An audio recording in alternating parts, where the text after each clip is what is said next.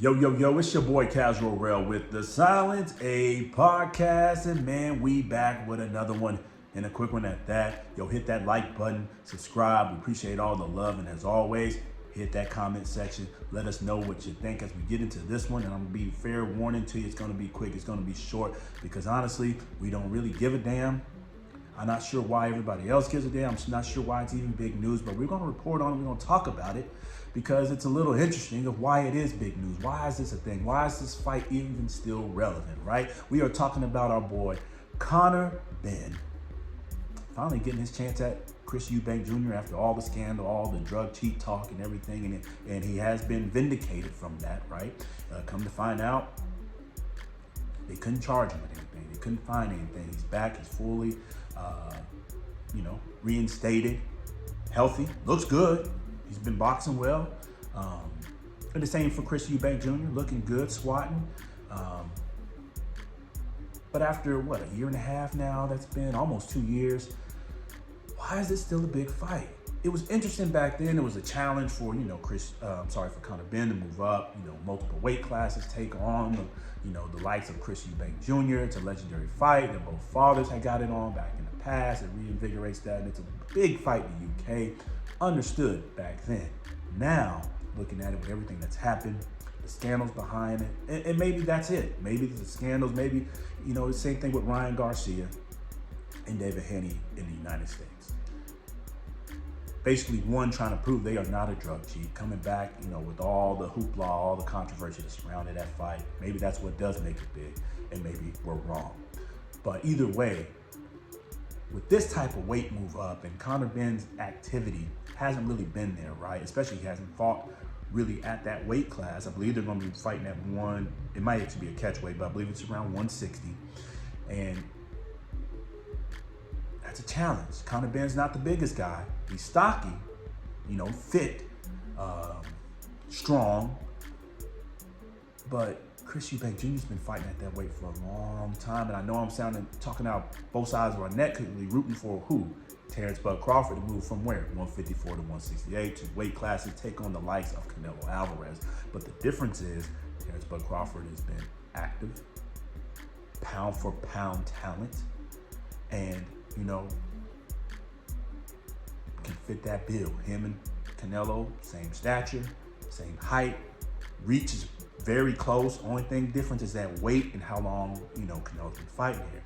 In this case with Conor Benn, not as active because of everything that happened. He hasn't yet to really move up in weight like that. He has fought at, I believe, at 154 once or twice, but going up to this 160, hasn't really done it. Never been really considered a pound for pound talent. He's got skills, don't get me wrong. The boy's talented, he's got skills, but he's not been seen as a pound for pound as what we're looking for Terrence Bud Crawford to move up and do and see if he is then great. Chris Eubank Jr., though, also not a world beater, right? He's been beaten once or twice, and he's an athlete, but not highly touted as the greatest boxer. He's talented, he's got skills as well, but not like a pound for pound, right? Not for what the likes of Terrence Crawford is, or Canelo Alvarez, or you name it in those divisions. He's not even the best in the 160-pound division at this point. But he's a ferocious fighter. He comes to fight. He comes to see blood, and he's a warrior, right? But got it. Not the best boxer. Maybe they're on the same level. In our case here, we really think it's really the athleticism. Chris Eubank Jr., the bigger man, to us a little bit more athletic, a little stronger than Conor Benn. And honestly, he's fought some good names. Not the greatest, doesn't have the best resume of all time. I'm not saying that, but his resume is stronger than Conor Benn's. He's been definitely more active than Conor Benn, and that's really the separator for us here. The activity, his size, his strength, his athleticism. I'll feel better if Conor had more tune-ups, been more active. Then I would probably support him going up, especially he's going to have the disadvantage with the reach and so forth. But here we are. It's back on. It's a big fight. How do we see it? We're just going to call it now. Unanimous decision in the eyes of Chris Eubank Jr. I think he'll clear it out by 3 rounds or so. The boy, he throws, he comes to fight, he's got pop, he's got power, and honestly, I think he would drop Conor Benn at least once in this fight, probably between rounds 5 and 7, as Conor Benn has had some stamina issues, especially moving into those later rounds. He will start out hard. I think Conor Benn will win the first 2, maybe 3 rounds. Then after that, you'll see Eubank wear him down. He's used to that weight, used to carrying it, and his activity will overwhelm the likes of Conor Benn.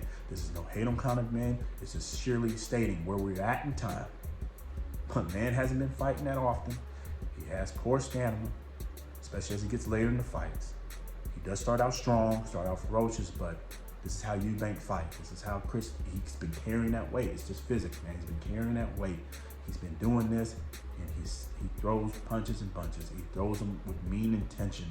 And I think he already knows the game plan of how to beat the likes of Conor Benn and get him comfortable, catch him with the right shots, and wear him down, and then eventually walk him down later in the fight. And I don't think it'll be even close. But that's our take. That's our look. Hit that comment section below. Let us know what you think. If you disagree, hey, we could be completely wrong. Maybe we just asked backwards. Let me know. I don't care, but hit that like button first. It's free to do that. Let us continue to grow. Subscribe as always. But like we said, I think it's an easy fight for Chris Eubank Jr. It'll be a big fight. They'll both make some good money. I always love my boxers making money. I love the sport to grow, as always. But outside of that, outside of the controversy, the name talk, I never really was too high on this fight. It is what it is. I believe our boy Chris Eubank Jr. will walk away with the easy victory, the easy money, and then maybe we'll get to see Conor Benn, move back down to 147, take on the likes of maybe Boots Ennis. That's a big fight. Maybe that's what he's getting ready for, moving up, testing out that size, testing out that strength, and maybe he come back down and work out, get the workout with Boots Ennis and get that fight happen. Maybe. But who knows? Either way, the fight's happening. It's here. We got your boy Chris Eubank Jr. taking it. Conor Benn won't stand a chance. It's going to be about a 3 to 4 round difference once that goes down. Again, hit that like button first. And comment, let us know what you think. I know somebody out there disagrees. It's okay. We're here to talk about it casually. It's your boy Casual Rebel with the Silent A Podcast. Till the next time, peace.